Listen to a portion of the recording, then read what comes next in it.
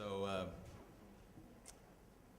earlier this year, Charla put this out on Facebook, and I don't know how many of you got to read it, and I think Adam was especially urgent that we read this story that Charla shared. And if you read it, it bears repeating.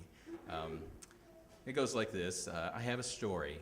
I have hesitated to tell it, but it was given to me to be told. 2.5 months ago, on December 3rd, 2016, God spared my life. When my miracle baby was 10 days old, I had uncontrollable postpartum hemorrhage. I very nearly died by medical definition, but God intervened. I spent a week in the hospital, half of that in ICU, and had multiple surgeries to attempt to control the bleeding. After 6 days there, the doctors felt I had stabilized enough to be released. I finally began to come out of the fog of drugs that had mercifully kept me unaware of much of the reality of that week. The night before I was expected to go home, I sat in the hospital bed at 2 a.m. and cried. Cried from the gravity of realizing that I almost died. Cried from fear that I could return home and experience another episode of hemorrhage. Cried from postpartum hormone storm about being separated from my nursing newborn and 2 other children. At that moment of seeking comfort, I couldn't get out of bed myself. I couldn't reach my phone or my Bible.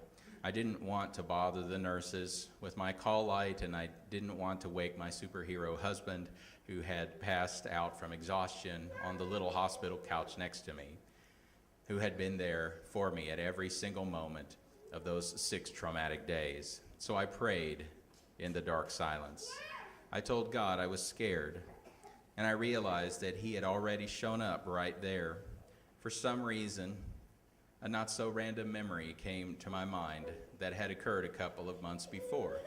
Most of you know that my husband is a strong and humble seeker of love, justice, and mercy. He is not, by any stretch, a dreamer or a mystic, but he walks with God. So when he has a dream, I listen up. And he had shared with me previously that he had a clear dream in which he saw a big crowd of people all gathering around the base of a road that was stretching up into the sky. One by one, people were getting onto the road and ascending, surrounded by loud cheering from the joyful crowd.